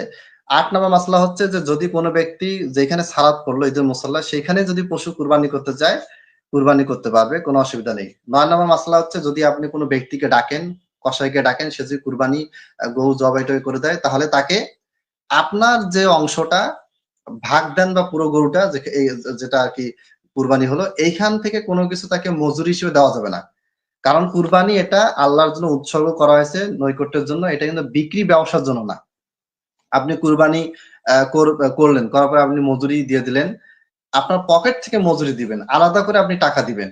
এই গরুর কোনো অংশ তাকে আপনি মাথাটা দিয়ে বললেন যে এই মাথাটা তোমাকে আমি মজুরি হিসেবে দিলাম, এটা নাজায়েজ, হারাম, এটা করা যাবে না। আপনি তাকে মাথা দেন, গোশত দেন, কলিজা দেন, যা খুশি দেন, কিন্তু পকেট থেকে আলাদা করে আপনি তাকে টাকা দেন, অথবা অন্য কোনো কিছু তাকে দেন মজুরি হিসেবে, কিন্তু এই পশুটার মধ্য হতে কোনো কিছু আপনি তাকে দিতে পারবেন না। অনুরূপভাবে কুরবানির চামড়া বিক্রি করতে পারবেন না। কুরবানির চামড়া আপনি কি করবেন, এটাও তো ওই কুরবানির অংশ, চামড়াটাও অংশ। চামড়া কিন্তু খাওয়াও যায়, যদিও বাংলাদেশের সব এলাকায় খায় না। এই অংশটা আপনি দান করে দেন। আপনি দান করে দিলেন এতিমখানায়, তারা দান পাওয়ার পরে তারা এখন এটা বিক্রি করতে পারবে, কারণ তারা কিন্তু কুরবানি করে এটা পায়নি, তারা পেয়েছে আপনার দানের মাধ্যমে। আপনি কুরবানি করলেন, আপনার জন্য এটা হারাম নিষিদ্ধ, কিন্তু এটা যখন কনভার্ট হয়ে গেল বা আরেকটা ইয়েতে পরিণত হয়ে গেল, সাধারণ দান হিসেবে যখন এটা আপনি দিয়ে দিলেন আরেকজনকে, তখন তার জন্য এটা বিক্রি করার অনুমতি আছে। কারণ সাধারণ দান থেকে পাওয়া জিনিস বিক্রি করার অনুমতি আছে, কিন্তু স্পেসিফিক ভাবে কুরবানির ক্ষেত্রে এটা নিষিদ্ধ, হারাম, নাজায়েজ। এরপরে গোশত বন্টন কয় ভাগে, 3 ভাগে না 5 ভাগে, এটা জরুরি কিনা? গোশত আপনি চাইলে 1 ভাগে বন্টন করতে পারেন, চাইলে 2 ভাগে বন্টন করতে পারেন, চাইলে আপনি 3 ভাগেও বন্টন করতে পারবেন। এটা কোনো হারাম, এটা কোনো মানে ফরজ কোনো বিষয় না যে আপনি 3 ভাগে করতে হবে, এটা ফরজ ওয়াজিব এরকমও না। আবার এর চেয়ে কম ভাগ করলে সেটাও নাজায়েজ হবে, হারাম হবে, বিষয়টা এরকম না। আপনি চাইলে আপনি পুরা 20 লাখ টাকা দামের গরু কিনে কুরবানি করেন, করে আপনি পুরা ফ্রিজ ভর্তি করে রাখেন যে আমি এটা আজীবন খাবো, কাউকে দিব না, এটাও জায়েজ আছে। না করাই ভালো, এটা জায়েজ আছে। যদি আপনি মনে করেন যে না, আমি পুরো গরুটা সবাই দান করে দিব, এতিমখানায় দান করে দিব, গরিব মাদ্রাসায় দান করব, স্কুলে গরিব ছেলে মেয়েদেরকে দান করব, দিতে পারেন, কোনো সমস্যা নেই। অথবা আপনি মনে করেন আমি খাবো, কিছু দান করব, কিছু আত্মীয় স্বজনকে খাওয়াবো, এটা তো কোনো সমস্যা নেই। এটা হচ্ছে উত্তম সূরা হজের 28 এবং 36 নম্বর আয়াত থেকে এটা প্রমাণিত হয়। এরপরে সর্বশেষ আমি ভাগের বিষয়ে আসি, তারপরে প্রশ্ন উত্তর কমেন্টে কেউ প্রশ্ন করলে এটা আমাকে জানাবেন। সর্বশেষ হচ্ছে যে ভাগা কুরবানি নিয়ে খুব প্রবলেম হচ্ছে, প্রতিবারই এটা নিয়ে আলোচনা হচ্ছে। মানে এটা একটা পয়েন্ট, এমন একটা পয়েন্ট যে পয়েন্টে গোটা বিশ্বে কোনো বড় আলেমদের ভিতরে আমি আলোচনা করতেই দেখি না, তারা এটাই কোনো গুরুত্বপূর্ণ ইম্পর্টেন্ট বিষয় মনেই করেনি। ভাগা কুরবানি সাহাবী, তাবে 4 ইমাম কারো ভিতরে এটা নিয়ে কোনো দ্বিমত হয়নি। একজন ইমাম মালিক রাহিমাহুল্লাহ, তিনি ভাগা কুরবানিকে হারাম, নাজায়েজ, মাকরুহ কিছু বলেননি, তবে তিনি এককভাবে দেওয়াটাকে খুব বেশি জোর দিয়েছেন। তিনি ভাগা কুরবানিকে নাজায়েজ করেননি, তিনি জোর দিয়েছেন একটাই দেওয়া। ভাগা কুরবানির ক্ষেত্রে সর্বপ্রথম যে যুক্তিটা দেওয়া হয় এবং যেটা সবচেয়ে বড় শক্তিশালী যুক্তি, সেটা হচ্ছে 2টা যুক্তি। তার মধ্যে একটা হচ্ছে যে ভাগা কুরবানিতে জান ভাগ হয়ে যাচ্ছে, অথচ একটা গরুর একটাই জান, একটা উটের একটাই জান। একটা গরুর একটাই জান, এটাকে 7 ভাগে 7টা জানে তো ভাগ করা যাচ্ছে না, তাহলে ভাগ দেওয়া যাবে না মুকিম অবস্থায়। কিন্তু এই যুক্তি যারা দিচ্ছেন, যাদের বইতে লেখা আছে, তারাই আবার সফরে 7 ভাগে একটা গরুকে কুরবানি করা জায়েজ বলছেন। তো সফরে জান 7টা ভাগ হতে পারে, আর মুকিম অবস্থায় 7টা ভাগ হতে পারে না, এটা অযৌক্তিক। 2 নম্বর যুক্তি হচ্ছে যে সফরের সাথে খাস করা হলো ভাগকে, আর গরুটাকে সফর এবং মুকিম সব অবস্থায় বৈধ রাখা হলো, জায়েজ রাখা হলো। কারণ কি, যেই হাদিসে সফরে যেই হাদিসে 7 ভাগের কথা বলা আছে, ওই হাদিসে গরুর কথা আছে, কিন্তু নবী সাল্লাল্লাহু আলাইহি ওয়াসাল্লাম আলাদা করে বাড়িতে থাকা অবস্থায় গরু 7 ভাগে কুরবানি দিয়েছেন, এরকম কোনো হাদিসই নেই। মানে বাড়িতে থাকা অবস্থায় 1 ভাগে গরু কুরবানি করেছেন, এটারও হাদিস নাই। 7 ভাগে দিয়েছেন, এটারও হাদিস নেই। গরুর বিষয়টা যখনই এসেছে তখন সেটা সফরেই পাওয়া গেছে, সফরের হাদিসেই পাওয়া গেছে। তাহলে সফরের হাদিসে যদি একবার সহি আছে, কিছু দুর্বল হয়েছে থাকতে পারে, ইবনে মাজাহ দুর্বল হয়েছে, মুকিম ওয়াসান ইসলাম গরু কুরবানি করলেন, সমর্থন একটা রিওয়ায়াত আছে, কিন্তু এটা সহি না। এখন আমি যদি পয়েন্ট এখানে বুঝতে হবে, এটা একটু দীর্ঘ করতেছি, সেটা হচ্ছে যদি আমি বলি 7 ভাগে কুরবানি সফরের সাথে খাস, বাড়িতে 7 ভাগে কুরবানি দেওয়া যাবে না, কারণ সফরের হাদিসে 7 ভাগের কথা আছে। তাহলে এই সাথে আমাকে এটাও মানতে হবে যে কুরবানি সফরে 7 ভাগে হয়েছে, সেটা ছিল গরু, অর্থাৎ গরুটা এখানে গরু প্লাস 7টা ভাগ, 2টা বিষয় এখানে আছে। মুকিম অবস্থায় আল্লাহ নবী সাল্লাল্লাহু আলাইহি ওয়াসাল্লাম এক ভাগে কুরবানি করেছেন, কিন্তু গরুর কথা মুকিম অবস্থায় পাওয়া যায় না। এখন আমার প্রশ্ন, যে আপনি 7 ভাগে কুরবানিকে সফরের সাথে খাস করলেন, গরুকে সফরের সাথে কেন খাস করলেন না? গরুকে কেন আপনি বাড়িতে মুকিম অবস্থায়, বাড়িতে বসে মুকিম অবস্থায় গরু কুরবানি জায়েজ আপনি কেন করলেন? মানে আপনার পয়েন্টটা হচ্ছে, আপনার যুক্তিটা হচ্ছে যে বাড়িতে 7 ভাগে কুরবানি দেওয়া যাবে না, গরুকে 7 ভাগে কুরবানি দেওয়া যাবে না। কারণ কি? কারণ 7 ভাগের কথা সফরের হাদিসে আছে। তো যেই সফরের হাদিসে 7 ভাগের কথা আছে, ওই হাদিসেই তো গরুর কথা আছে। এর বাইরে এককভাবে নবী সাল্লাল্লাহু আলাইহি ওয়াসাল্লাম বাড়িতে কুরবানি করেছেন, গরুকে কুরবানি করেছেন, এরকম কোন সহিহ রওয়ায়াত আমার নজরে পড়ে নাই, এবং এটা নাই, আমি নিশ্চিত যে নাই। তাহলে গরু আপনি সফরের সাথে খাস করলেন না, বাসাতে আপনি জায়েজ করলেন, বাসাতেও নিয়ে আসলেন। ভাগটাকে আপনি কি করলেন? সফরের সাথে খাস করলেন, বাড়িতে নিয়ে আসলেন না। একই হাদিস, একই বিষয়ে 2 ভাগ হলো কেন? মেইন কারণ হচ্ছে যে উসুল মূলনীতি না জানার কারণে এই প্রবলেমটা হয়েছে। এবং গোটা বিশ্বে যত বড় বড় আলেম ওলামা আছেন, একেবারে মুতাকাদ্দিমিন মুতাআখিরিন, 4 মাযহাবের আলেম, তারা কেউই এই বিষয়টা নিয়ে কোনো কথাই বলেন নাই। এটা যে একটা বিতর্কের বিষয় হতে পারে, এটা তারা কল্পনাও করেননি। আমি তাদের কিতাবে এই ধরনের কোনো বিতর্কই পাইনি। তারা এটাকে জায়েজ বলেছেন, আমভাবে জায়েজ বলে দিয়েছেন। একই। এখানে আমি আরেকটা কথা বলি, যুক্তি দেখাই, সেটা হচ্ছে যে সফরে তায়াম্মুমের হাদিস, সফরের উপরে আল্লাহু আকবার বলার সময়, উপরে ওঠার সময় আল্লাহু আকবার বলা, নিচে নামার সময় সুবহানাল্লাহ বলা, এই হাদিসগুলি সহ আরো অসংখ্য হাদিস আছে যেগুলি সফরেই সংঘটিত হয়েছে, কিন্তু সেগুলিকে সফরের সাথে খাস করা হচ্ছে না। অর্থাৎ যারা আমরা বলতেছি যে কুরবানি সফরে করা হয়েছে, অতএব 7 ভাগে কুরবানি সফরে করা হয়েছে, অতএব বাড়িতেও কি করতে হবে? 7 ভাগে কুরবানি করা যাবে না, সফরে করতে হবে। তো তাদের যুক্তিটার একটা জবাব আমরা দিলাম। আরেকটা জবাব হিসেবে এই পয়েন্ট আমরা বলি, তারাই কিন্তু আবার তায়াম্মুমকে সফরও জায়েজ বলেন, মুকিম অবস্থায় জায়েজ বলেন। তারা আবার আল্লাহু আকবার বলা, নিচে নামার সময় সুবহানাল্লাহ বলা, এটাকেও সফরের সাথে খাস করেন, খাস করেন না, বাড়িতেও জায়েজ বলেন, সফরেও জায়েজ বলেন। কেন এটা? এর কারণটা হচ্ছে যে উসুল বা মূলনীতি সম্পর্কে গভীর জ্ঞান না থাকা। উসুলে ফিকহের পরিভাষায় আমি যদি বলতে যাই, এই যে উসুলে হাদিসে যদি আমরা পড়ি, তাহলে এই যে 12টা হাদিসে যে বলা হয়েছে যে কুন্না ফি সাফারিন, আমরা সফরে ছিলাম, এবং আমরা উটে 10 ভাগ দিলাম, আর বাদানা বলা হয়েছে। একটা বাদানা হচ্ছে উটে একটা প্রকার, আবার গরুর ক্ষেত্রে 7 ভাগের কথা বলা আছে। এই যে 12টা বক্তব্যটা, 12 4 ভাগে হয়। এই ভারতের যে ভাষাগুলো, এটাকে 4 ভাগে ভাগ করেছে: ইশারাতুন নাস, দালালাতুন নাস, ইক্তিদাউন নাস, তারপর একটা হচ্ছে ইবারাতুন নাস। তো এগুলা মানে ক্যাটাগরি আর কি, যে আপনি কোন ইবারত থেকে কোন ধরনের মাসলা বের করবেন। তো সহজভাবে আমি যেটা বলি, এটা একটা জটিল বিষয়, সেটা হচ্ছে যদি সফরে বলা হতো ইজা কুন্না ফি সাফার ফাশতারাকনা ফিল বাকারাতি সাবআন, যখন আমরা সফরে থাকতাম তখন আমরা গরুতে 7 ভাগে শরীক হতাম, এই রকম ইবারত বা বাক্য থাকতো, তাহলে এটা সফরের সাথে খাস হতো। অর্থাৎ যদি এরকম হাদিস পাওয়া যেত, বলা হতো যখন আমরা সফরে থাকতাম তখন আমরা 7 ভাগে কুরবানি করতাম, আর যখন আমরা বাড়িতে থাকতাম মুকিম অবস্থায় তখন আমরা 1 ভাগে গরু কুরবানি করতাম, এইরকম শর্ত কন্ডিশনাল বাক্য থাকতো, তখন সফরে খাস করা যেত। কিন্তু যেহেতু এরকম বাক্য নেই, বাক্যটা কি আছে? যে আমরা সফরে ছিলাম, সেই সময় আমরা গরুতে 7 ভাগ দিলাম। এখানে যে ইবারতটা, এটা হচ্ছে কোন রকম শর্তযুক্ত ইবারত নয়, মুকাইয়াদ বা শর্তযুক্ত কোনো ইবারত এটা নয়। এটা আম ভাবে মুতলাক বলেন আর আম বলেন আর মুতলাক বলেন, যাই বলেন না কেন, মানে উসুলে ফিকহের পরিভাষা এটা হচ্ছে সর্বজনীন একটা ইবারত। এই ইবারতের যে বিধানটা, এটা একটা সর্বজনীন বিধান। এখানে বলা হয়েছে যে আমরা সফরে ছিলাম, 7 ভাগে কুরবানি দিলাম, কিন্তু সফরের সাথে খাস করা হয়নি। এটা আম ভাবে মুকিম অবস্থা আপনি দিতে পারবেন। কারণ ওই যে তাকবীরের যে হাদিসটা, ওখানে বলা হয়েছে যে কুন্না ফি সাফারিন, আমরা সফরে ছিলাম, তখন আমরা উপরে ওঠার সময় আল্লাহু আকবার বললাম, নিচে নামার সময় সুবহানাল্লাহ বললাম। ওখানে যদি বলা থাকতো যে আমরা যখন সফরে থাকতাম, কুন্না ফি সাফারিন কাব্বাউনা ইজা সাইদনা, যখন আমরা সফরে থাকতাম তখন আমরা উপরে ওঠার সময় আল্লাহু আকবার বলতাম, যখন আমরা বাড়িতে থাকতাম তখন আমরা উপরে ওঠার সময় আল্লাহু আকবার বলতাম না। এইরকম শর্তযুক্ত ইবারত থাকলেই কেবলমাত্র একটা বিধানকে সফরে খাস করা যাবে। অতএব এটা একেবারে নিশ্চিত ক্লিয়ার, খুবই সিম্পল স্বাভাবিক একটা মাসলা। আপনি কুরবানিতে 7 ভাগ, 6 ভাগ, 3 ভাগ, 5 ভাগ, এক উর্ধে 7, গরুতে আপনি করতে পারবেন, উঠে আপনি 10 ভাগ পর্যন্ত যেতে পারবেন। এটা খুবই সিম্পল সাধারণ একটা মাসালা। উসুলে ফিকহের দৃষ্টিকোণ থেকে বলেন, আর দলিলের দৃষ্টিকোণ থেকে বলেন, আর যুক্তির দৃষ্টিকোণ থেকে বলেন, যে দিক থেকে বলেন না কেন, এটা জায়েজ, কোনো অসুবিধা নেই। এই হচ্ছে মোটামুটি আমাদের মাসলা মাসাইলের গুরুত্বপূর্ণ কোনো বিষয়। এর বাইরে যদি আপনারা কোনো প্রশ্ন থাকে, কমেন্টে কোনো প্রশ্ন আসছে কিনা এটা আমাকে জানান। প্রশ্ন আছে কি? কমেন্টে এখনো কোনো প্রশ্ন আসেনি। কমেন্টে প্রশ্ন আসেনি, আচ্ছা। লাইভ তো লম্বা হয়ে যাচ্ছে।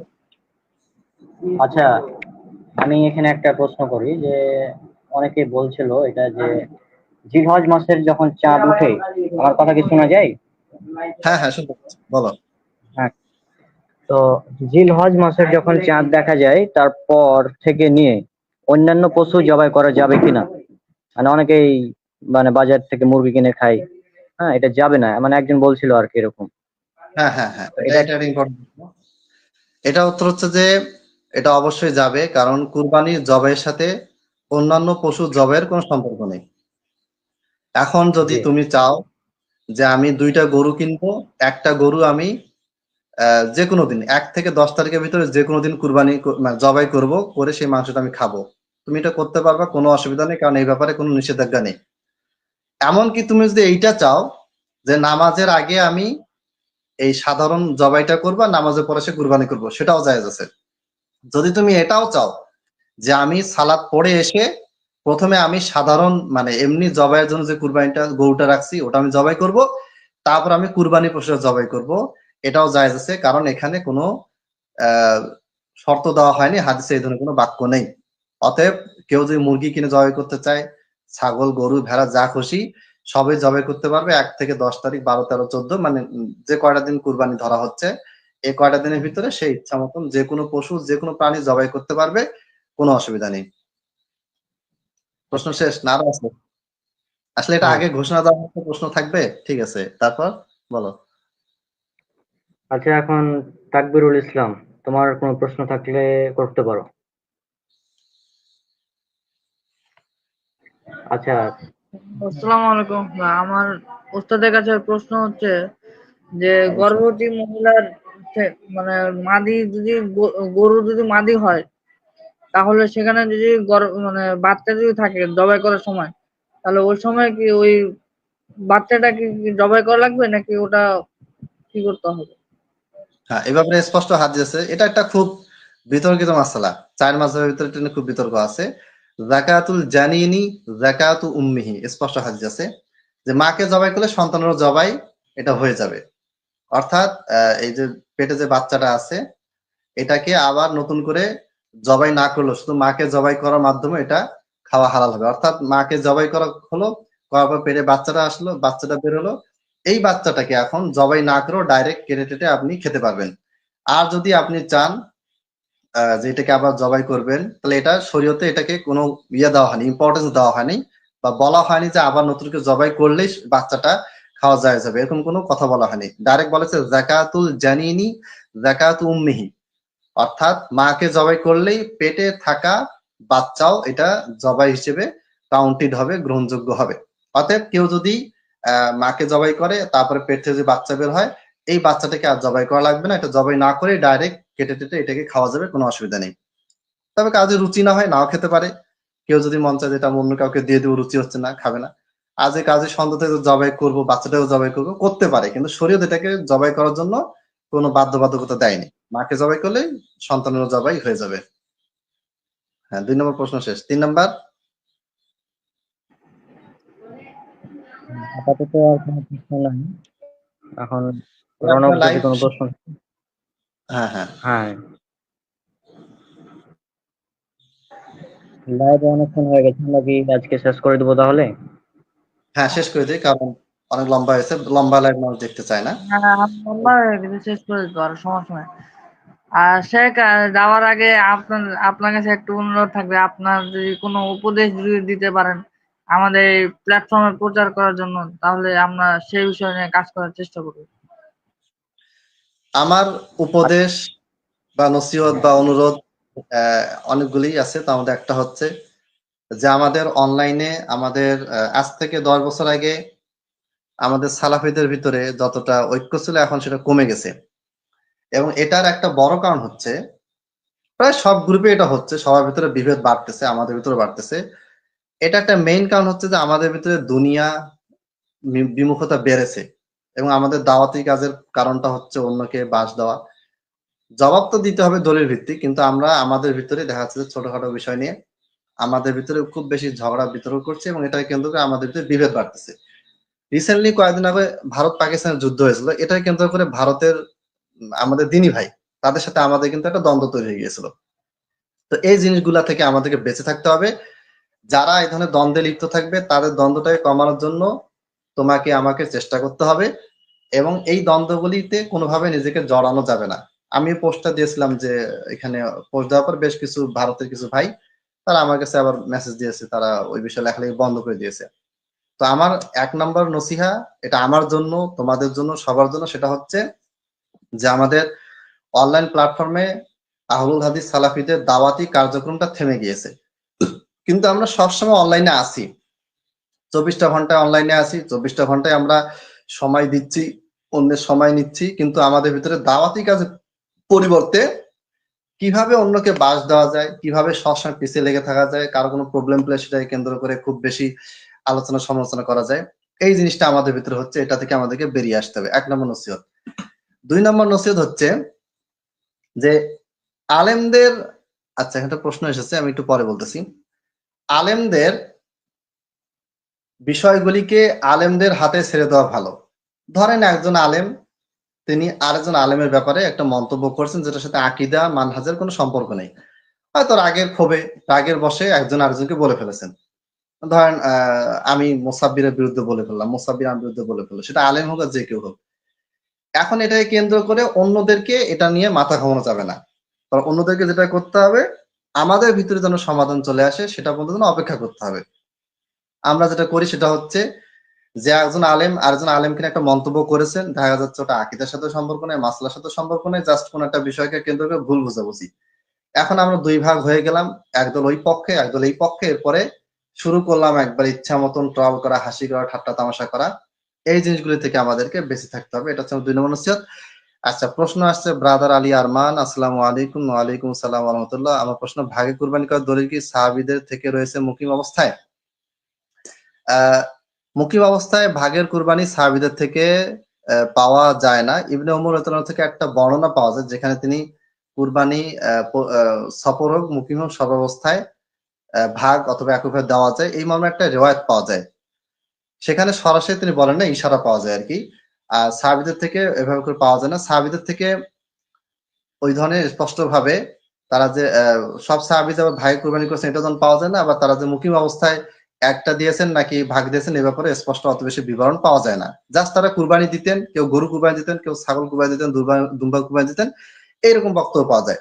মানে সাহাবীদের সময় এই জিনিসটা ইখতিলাফি বিষয় ছিল না, তাদের ভিতরে এটা নিয়ে কোনো ঝামেলাও হয়নি, এজন্য ওইভাবে করে বেশি বর্ণনা পাওয়া যায় না। শুধু ইবনে ওমর রাদিয়াল্লাহু আনহুর একটা বর্ণনা পাওয়া যায়, সেইখানে তিনি মুকিম অবস্থায় ভাগে দেওয়া যাবে এর পক্ষে তিনি বলেছেন, ইশারা পাওয়া যায়। এটা হচ্ছে ৩ নম্বর প্রশ্ন। আচ্ছা, আর প্রশ্ন আব্দুল্লাহ আল আজমি আপনার কাছে প্রশ্ন করেছেন যে মান্নতের কুরবানি গোশত কি মালিক এবং তার পরিবার খেয়ে পারবে? আপনি বলছেন যে হ্যাঁ, খাওয়া যাবে, কিন্তু হানাফি আলেমরা নিচের দলিল দেয়, এগুলোর জবাব কি দিব? আচ্ছা, কি দলিল দিয়েছে এটা খুব ছোট্ট লেখা, এটা সাহাবী তাবী থেকে ব্যাখ্যানুমুক্ত ভাবে প্রমাণিত হয়েছে মান্যতকারী মান্যতের পশু গোশত খেতে পারবে না। নিম্নে সংক্রান্ত কয়েকটি আসার উল্লেখ করা হলো আব্দুল্লাহ আচ্ছা, এখানে অনেকগুলি বড় কমেন্ট মনে হচ্ছে। ইনশাআল্লাহ আমি এটা জবাব দিব। আজকে রাতে পারলে আজকে দিব, নাহলে কালকে দিব। আর আমি আসলে ভয়েসে কি উত্তর দিয়েছি ওটা আমি আরেকবার রিপিট করব, মানে আমি আরেকবার শুনবো। শোনার পর যদি ভুল মনে হয় তাহলে আমি অবশ্যই সংশোধনী দিব। আর যদি ভুল না হয় তাহলে সেক্ষেত্রে ব্যাখ্যাটা কি হবে সেটা আমি আলোচনা করব। প্লাস এখানে যে রেওয়ায়াতগুলো দেওয়া আছে, মান এটা কি মান আকালাল, আচ্ছা যাই হোক, আমি এটা পড়বো, পড়ার পরে এবারটা পরে আমি ইনশাআল্লাহ এটা আলোচনা করব, এটা সহি কিনা এটা আলোচনা করব, প্লাস ব্যাখ্যা আছে, কি ব্যাখ্যা হবে সেটা আমি ইনশাআল্লাহ আলোচনা করব। এটা হচ্ছে আব্দুল্লাহ আল আজমি ভাই আপনার প্রশ্নের আপাতত সংক্ষিপ্ত জবাব। এটা নিয়ে আমাকে আলাদা একটা ভিডিও করতে হবে বা আলাদা একটা পোস্ট দিব, কারণ এখানে আপনি লম্বা কমেন্ট করেছেন, এখানে আরো বেশ কিছু রিওয়ায়াত দিয়েছেন, এই রিওয়ায়াতগুলি তাহকিক পেশ করতে হবে। হ্যাঁ, তারপরে আর কোনো প্রশ্ন? এখন পর্যন্ত আর কোনো প্রশ্ন নাই, এ দুটাই ছিল। ঠিক আছে, তাহলে আমরা আলোচনা শেষ করি ইনশাআল্লাহ। আবার কারেন্ট চলে গেলে সমস্যা। আমি আজকে এমবি নিলাম কিন্তু এমবি কোনোভাবে অ্যাক্টিভ হয়নি, কারেন্ট চলে গেলে আবার সমস্যা হবে। যাক, আল্লাহর রহমত, বিকালেও কারেন্ট ছিল না, আজকে ৩ বার না ৪ বার কারেন্ট গিয়েছে। মাগরিবের আগেও কারেন্ট গেছে, মাগরিবের পরেও কারেন্ট চলে গেছে। কিন্তু আলহামদুলিল্লাহ আল্লাহর কাছে অনেক শুকর যে লাইভ চলাকালীন এই কারেন্টটা জানি ছিল। তাহলে আজকে আমরা এই পর্যন্ত শেষ করছি। ওয়া আখিরু দাওয়ানা আলহামদুলিল্লাহি রাব্বিল আলামিন। আসসালামু আলাইকুম ওয়া রাহমাতুল্লাহি ওয়া বারাকাতুহু। হ্যাঁ। তো আজকে আমরা আলোচনা এখানে শেষ করছি। ইনশাল্লাহ আমরা পরবর্তীতে যদি কোনোদিন লাইভ করি তাহলে আপনাদের জানিয়ে দিব আগেই। আর আজকের লাইভটা আপনারা বেশি বেশি শেয়ার করবেন, পাশাপাশি ডাউনলোড করে আপলোড করতে পারেন, সমস্যা নেই। তো আজকে আমরা বিদায় নিচ্ছি। আসসালামু আলাইকুম ওয়া রাহমাতুল্লাহি ওয়া বারাকাতুহু। ওয়া আলাইকুম আমি আসসালাম ওয়া রাহমাতুল্লাহ।